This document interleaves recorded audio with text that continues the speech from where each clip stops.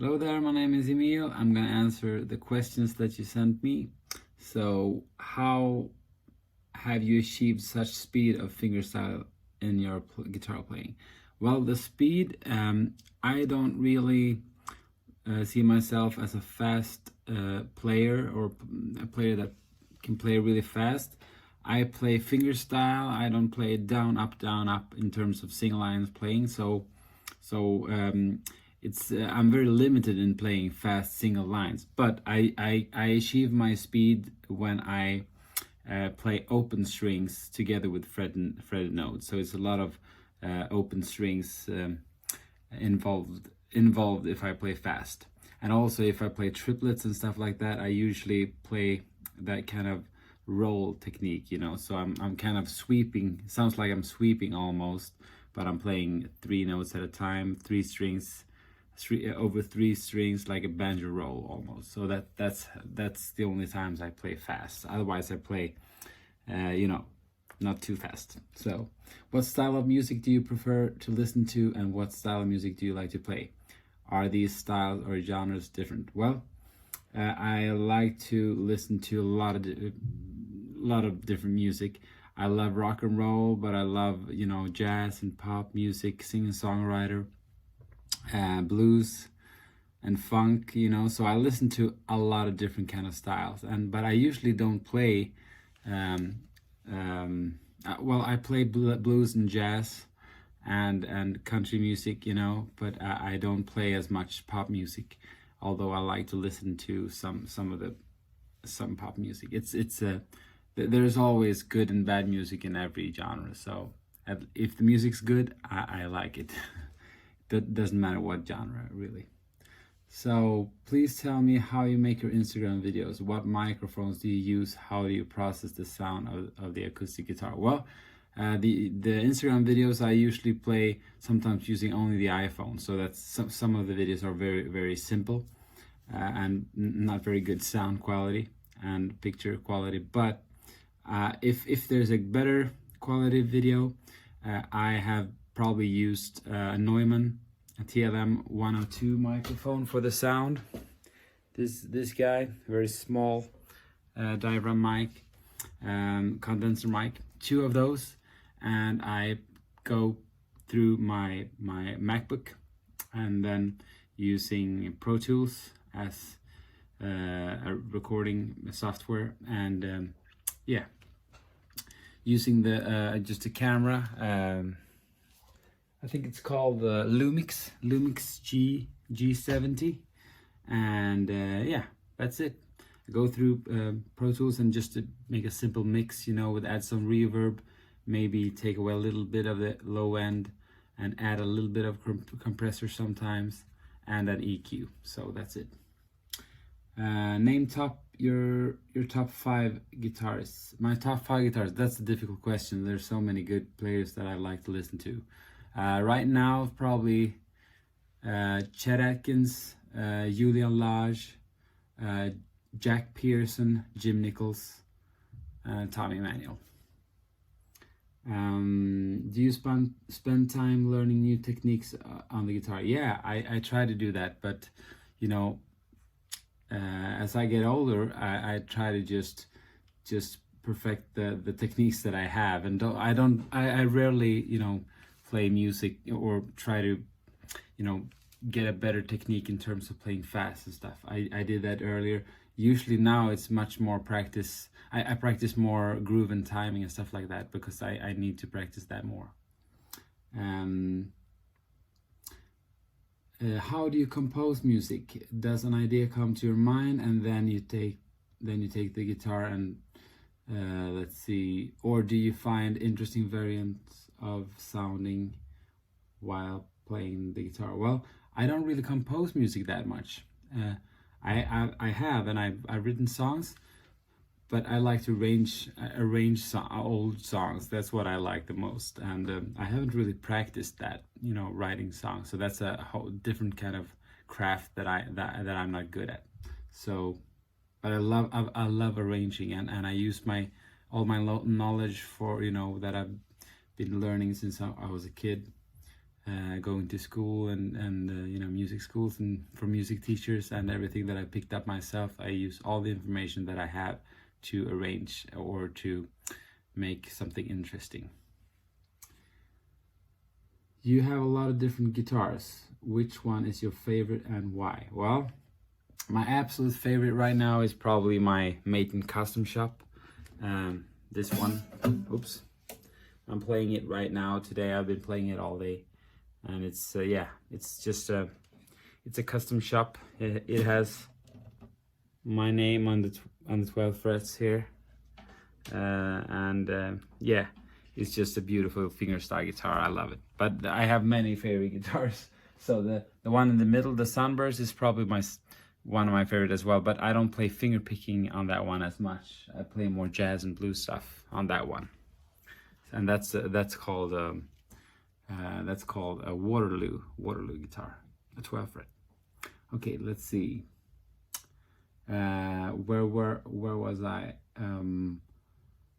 Do you have music education? Many people believe that music education isn't so necessary if you want to achieve a high level of playing. Does education help you in performing music, or is it mainly for music theory and composing? Well, good question. The music education, I believe that you don't have to have a music education to become a great player or a great musician. That being said, I have went to music school since I was a kid almost. Started when I was 10 years old, to have lessons in the little place where I grew up, and then I moved to the gymnasium where I had, music gymnasium, and after that I moved to Los Angeles to go to the Musicians Institute in Hollywood, and I was there for a couple of years, and I stayed and played as well, and then I got back, and since then I've been in Sweden just playing.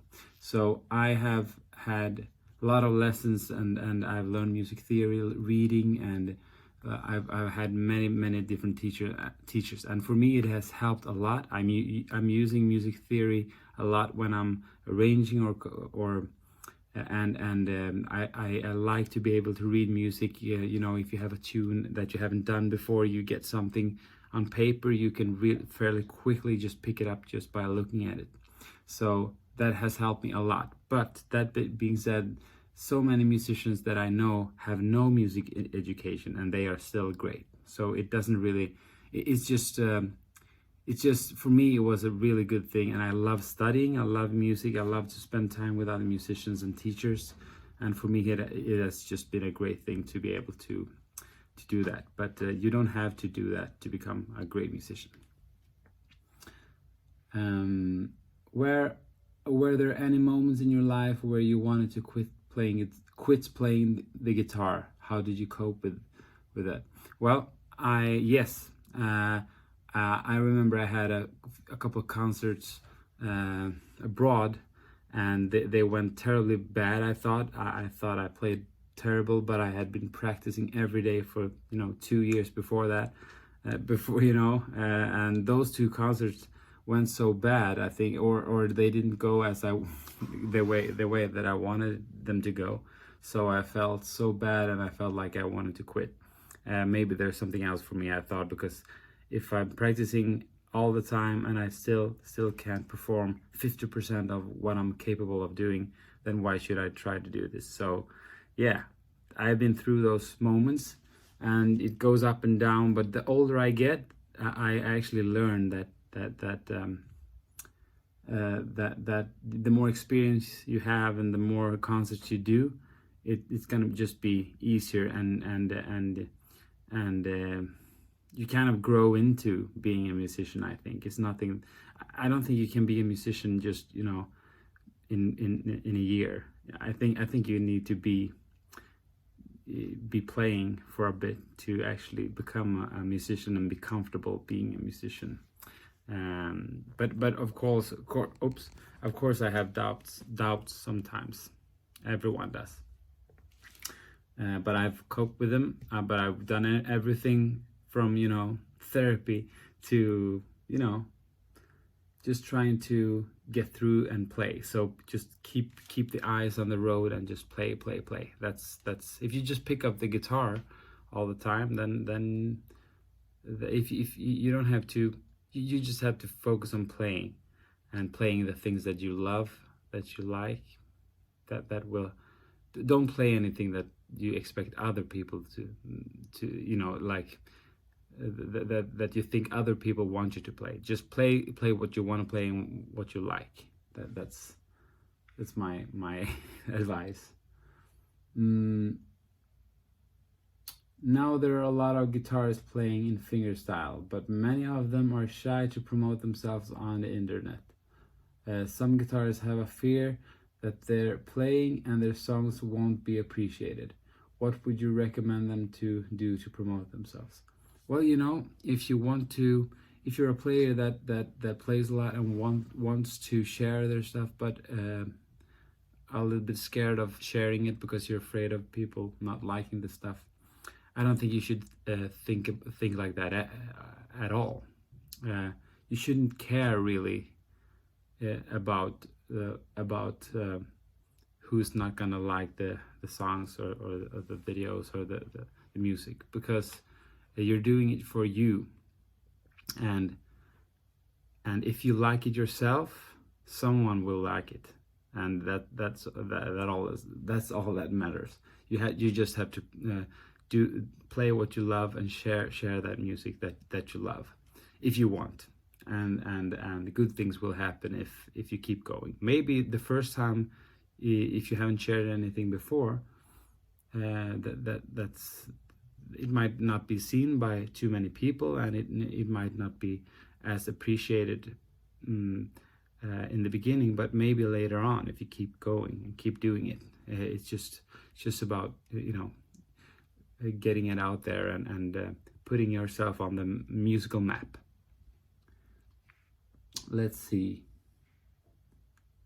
For many people, you are the standard of high technique and multi-genre improvisation. Well, that's a big compliment. I don't know about that, but thank you. How have you learned how to play the guitar in different styles so perfectly? Well, I would first of all say that I don't think this myself that I play perfectly in different styles. Not at all. I mean, stuff that I share on YouTube sometimes are takes that I like, but I don't share the takes that I don't like. So and that I play. Sometimes I play really bad, and I really do. But I've been playing and listening to the players that I love, and picking up listening to some of the things that my favorite musicians play, and try to learn from that and use it in my own playing. Kind of steal and beg, borrow, and steal, like Tommy Emmanuel said. So you do that, and then it's after a while it becomes part of your playing, and then you can try to create something yourself. But nobody knows everything. Nobody plays perfectly. It's just a matter of taste and hard work and dedication. You know, recording yourself a lot, listening back to what you need to work on, and play. But just play what you love, and get inspired by players that you like, and try to do something, create something, or just, you know, pick one song and create an arrangement, or play that song and play that song 1,000 times, and then record it 100 times, and pick the good one and share. That's what I did. Anyway, let's see. That being said, well, I record myself a lot. You know, I put on the microphone, or I mean, either here in my home or on the phone, just recording myself, listening back, because I've learned that's how I learn to find my flaws. You need the listener's perspective, and then you can hear what you're doing wrong, so to speak, and you can make it better. Anyway, let's see, where were we? Do you play in other music Do you play other musical instruments except the guitar? No, I actually don't. Well, I can play the ukulele. I used to teach ukulele. I can play that instrument. I can play a little bit of piano, a little bit of bass, you know, but not really. I'm not a good. I've put all my time on the guitar, really. I wish I could, though. I wish I could. What was the most difficult for you? What was the most difficult for you while learning how to play the guitar? What was the most difficult thing? Well, the most difficult thing for me was groove and timing, or is groove and timing.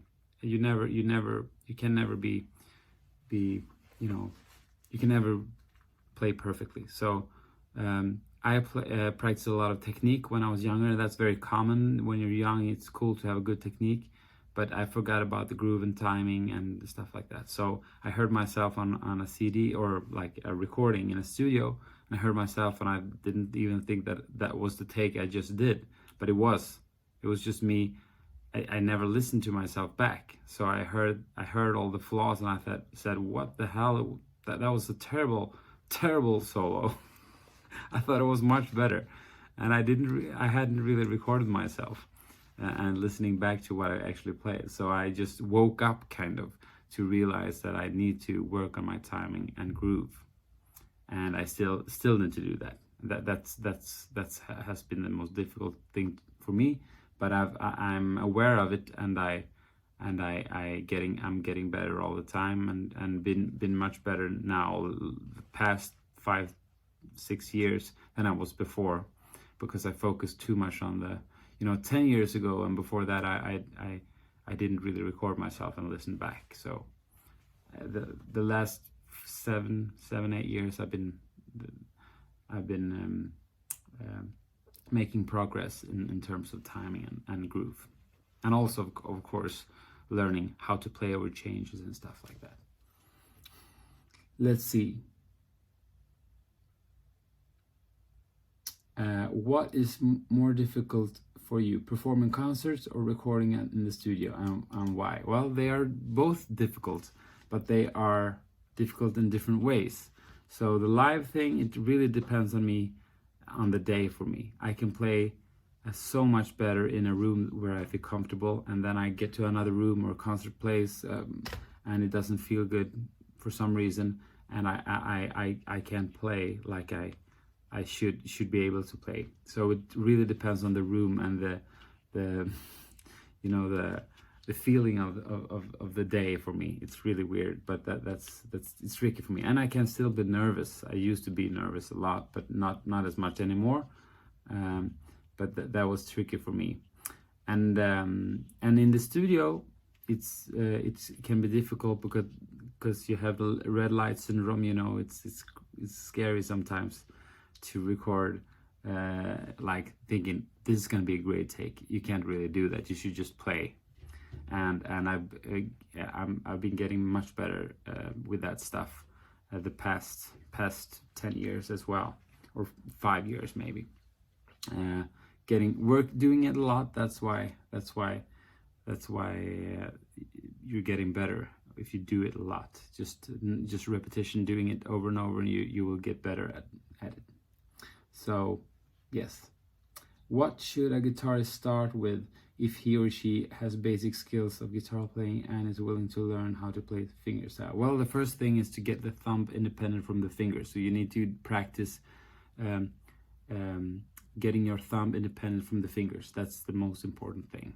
Once you get that, and you'll be able to play a song or a couple of songs and phrase the melody however you hear the melody, phrase it like a singer would phrase it, rather than just together with the bass all the time. So when you don't have to think about the thumb, then you've come a long way, because the thumb, you've practiced enough so that your thumb can do a different rhythm than the fingers without really struggling too much. That's the most important thing to learn when you're learning to play fingerstyle. Yeah, that's all the questions. My name is Emil. Thank you so much for asking these questions. Have a wonderful day, and I'll see you. Bye.